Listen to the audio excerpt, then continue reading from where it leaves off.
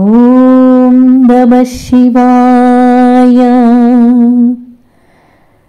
అమితముదమృతం ముహుర్దుహంతి విమల భవత్పదగోష్టమావసంతి సదయ పశుపతే సుపుణ్యపాకాం మమ పరిపాలయ భక్తిధేనుమేకాం.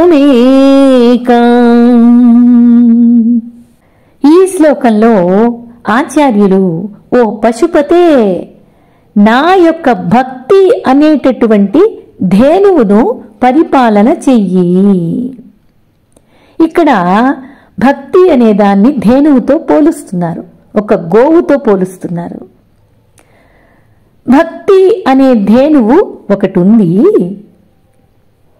అది ఎలాంటిది అంటే అమిత ముదమృతం ముహుర్దుహంతి, పరిమితులు లేనటువంటి ఆనందం, అమృతమయమైనటువంటి ఆనందం. మళ్ళీ మళ్ళీ ఆ ధేనువు నుండి పాలను పితకడానికి సిద్ధపడేటటువంటి ఆనందం. క్రితం శ్లోకంలో సదాశివ ఆనందం కావాలి అని కోరుకున్నాం కదా. ఇక్కడ అలాగే విమల భవత్పద గోష్టమావసంతి, ఏ రకమైన మాలిన్యాలు లేనటువంటి నీ యొక్క పాదార విందాలు గోశాలను ఆశ్రయించుకున్నటువంటి సదయ పశుపతే, ఓ దయగల పరమేశ్వరుడా, ఓ పశుపతే, పశువులకు పతి అయినటువంటి వాడా, సుపుణ్యపాకాం, పుణ్యపాకాన్ని సాధించినటువంటి నా యొక్క భక్తి అనేటటువంటి ధేనువును కాపాడి సంరక్షించు స్వామి. నీవు కనుక ఈ భక్తి అనే ధేనువును సంరక్షించినట్లయితే నాకు అమితమైన ఆనందం అనే పాలు నిత్యము దొరుకుతాయి. అలాగే ఈ భక్తి ధేనువు నీ పాదార విందం అనే గోశాలలో సుఖంగా నివసిస్తుంది. అందువల్ల ఈ ఉపకారం నువ్వు నాకు చేసి పెట్టవలసింది అనే ప్రార్థన ఆచార్యులు మన చేత చేయిస్తున్నారు. అసలు మనకు సదాశివ భావన ఎలా రావాలి అని ఒక ప్రశ్న వేసుకుంటే దానికి సమాధానం ఆ పరమేశ్వరుణ్ణి ఆశ్రయిస్తేనే వస్తుంది. ఆయన అనుగ్రహంగా మాత్రమే మనకి ఆ సదాశివ అనుభవం వస్తుంది. ఇంకా దాన్ని మాత్రమే కావాలి అని కోరుకుంటే మాత్రం వస్తుంది అనేది ఒకవైపు చెప్తున్నారు. మరొక వైపు ఒక అందమైన కల్పనను చూపించి మరీ చెప్తున్నారు. లోకంలో ఒకే ఒక ఆవు ఉన్నటువంటి వాడు ఎవరైనా ఉంటే ఆ ఆవును మేపుకోవడానికి సామర్థ్యం ఆ వ్యక్తికి లేకపోతే అతను ఏం చెయ్యాలి అని ఒక ప్రశ్న అనుకుంటే ఏం చేస్తాడు?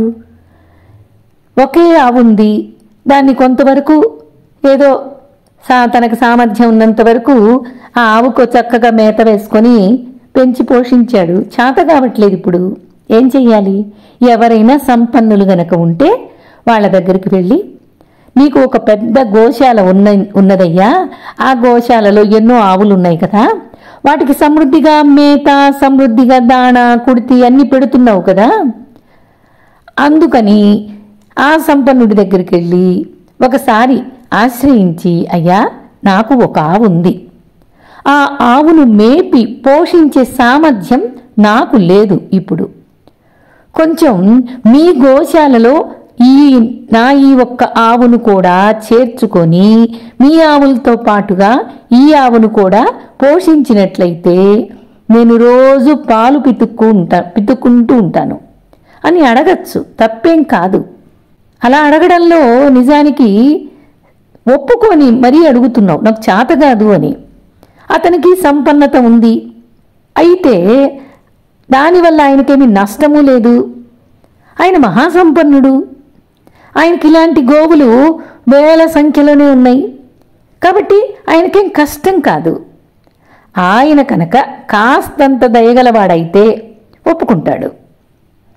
అప్పుడు ఆయన దగ్గరకు వెళ్ళి గోశాలలో తన ఆవు పాలు ప్రతిరోజు ఉదయం సాయంత్రం పాలు పితుక్కొని రావడం అనేది చెయ్యొచ్చు. అలాగే నీవు సదయుడవు కదా, నీవు సదాశివుడవు కదా, అందున పశుపతివి కదా. ఇలాగా నాలాంటి జీవులు నిన్ను ఆశ్రయించుకొని ఎన్నో కోట్ల మంది ఉన్నాయి కదా. వీటన్నిటిని సంరక్షించేటటువంటి సమర్థత నీకే ఉంది కదా. అందుకని నా యొక్క భక్తి ధేనువును నీవు సంరక్షించి తీరవలసిందే. ఈ భక్తి అనే ఆవుని నేను మేపలేకుండా ఉన్నాను కాబట్టి నీ పాదార విందాల మీద భక్తి స్థిరంగా ఉండేటట్లు, నీ గోశాలలో ఉండేటట్లుగా నువ్వే చూసుకోవలసింది అని సదాశివుణ్ణి ప్రార్థిస్తున్నాడు. అప్పుడు నాకు చక్కగా పాలు మాత్రం నిండుగా ఇస్తుంది కదా. నీ దగ్గర ఉంటే నా ధేనువు చక్కగా పాలు సమృద్ధిగా ఇస్తుంది. నా ఆవును నీవు సంరక్షిస్తున్నావు, నాకు పాలు సమృద్ధిగా ఇస్తుంది.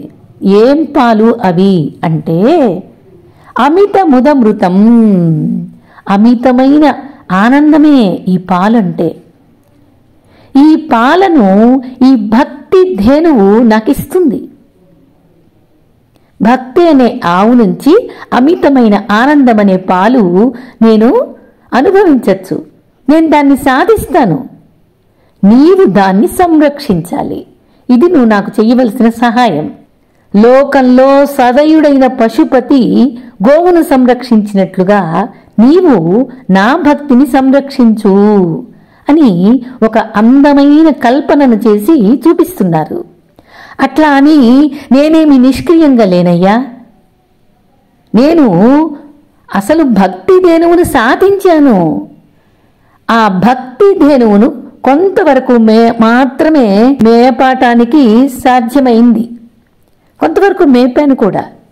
నాకు ఉన్నంతలో పుణ్యకర్మలు చేసుకొని ఆ పుణ్య పరిపాకానికి కాస్తంత వేచి ఉండి వేచి చూసి నేను కొంత దూరం పోషించగలిగాను ఆ ఆవును, ఆ భక్తి అనే ధేనువును. నేనేమి సోమరితనంతో బద్ధకంతో భక్తిలో ప్రదర్శించకుండా, భక్తి అనేది లేకుండా ఏమీ లేను. భక్తితో చక్కగానే నా సామర్థ్యం మేరకు నేను చేశాను. కానీ ఇప్పుడు నాకు సామర్థ్యం సరిపోవటం లేదు. ఈ భక్తి ధేనువుతో పాటుగా చాలా చాలా మృగాలు నా మనస్సులో ప్రవేశిస్తూ ఉన్నాయి. కాబట్టి ఈ భక్తి ధేనువును సాధించడం కొంచెం నాకు సంక్లిష్టంగా మారింది. కాబట్టి నీ పాదార విందాలకు పరిమితం నీవే చెయ్యగలవు. ఇతర భావనలు లేకుండా నీవే తయారు చెయ్యాలి. అప్పుడు నేను భక్తి ఫలితాలు అందుకోగలుగుతాను. అదే పరమ సదాశివ భావన, అదే భక్తి. దానికి ఫలితం ఏం రావాలి అంటే అఖండ ఆనంద స్వరూప అనుభవం. ఆ అనుభవమే కావాలి. మరి నీ పాదము విమల భవత్పద గోష్టమావసంతి, నీ పాదం విమలమైనటువంటిది, విమలమైనటువంటి పాదం. ఆ స్థానం మాలిన్యాలు లేని అవిద్య లేని పాదమయ్యనేది. మరి అవిద్యతో ఉన్నది నా మనస్సు. కాబట్టి నా మనసులో భక్తి పరిపుష్టం కావాలి. అంటే భక్తి పరిపుష్టం కావాలి అని అంటే నీవే ఈ భక్తి ధేనువును పోషించాలి. అంతకు తప్ప నాకు ఇంకా వేరే దిక్కు లేదు. ఇంకా ఇక్కడ భక్తి ధేను మే కాం అంటున్నారు. ఏ కాం అంటే నా దృష్టిలో చూసుకున్నప్పుడు భక్తి ధేనువు ఒక్కటే, ఏకాం. అదే నీ దృష్టిలో చూసుకున్నా కూడా ఆ భక్తి ధేనువు ఒక్కటే.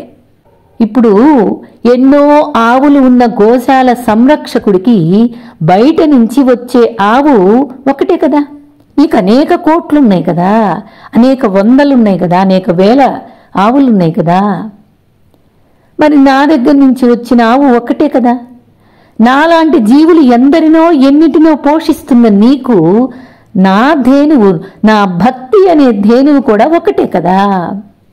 దానికి నువ్వేమి కష్టపడేదేమీ లేదు కదా. నీవు చెప్పిన నవవిధ భక్తులలో ఒక్కటే ఉంది. అది శ్రవణ భక్త, కీర్తన భక్త, అర్చన భక్త, ఏమో తెలీదు. ఏదో ఒకటైతే ఉంది. కానీ ఒకే ఒక ఆవు ఉంది. ఈ ఒక్క ఆవు కూడా పరిపుష్టంగా లేదు. ఆ ఒక్క భక్తి కూడా నాలో పరిపుష్టంగా లేదు. పాలు సమృద్ధిగా ఇవ్వడానికి సంసిద్ధంగా కనిపించడం లేదు.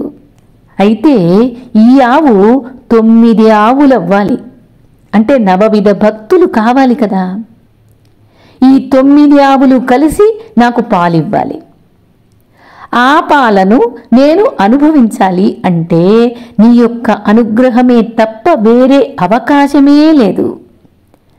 నా దృష్టిలో చూసుకున్నా నాకు 9 ఆవులు లేవు, ఒకే ఒక్క ఆవు ఉంది.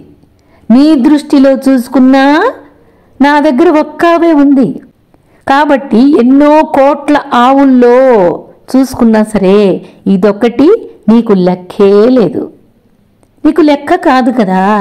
ఎన్ని కోట్ల జీవరాశుల్ని నువ్వు కనిపెట్టుకొని చూస్తూ ఉన్నావు. కాబట్టి ఈ ఒక్క ఆవుని చూడలేవా?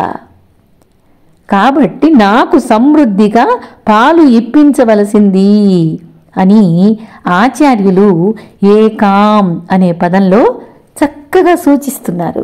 ఈ ప్రార్థన అనేది ఎంత భక్తిగా, ఎంత కవితా ధోరణిలో, ఎంత అందంగా మలిచి మన చేత ఈ ప్రార్థన చేయిస్తున్నారు ఆచార్యులు.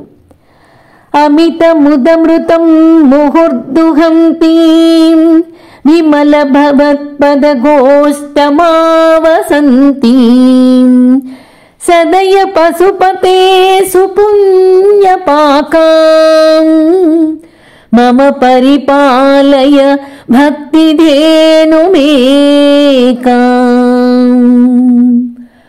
ఓం నమః శివాయ.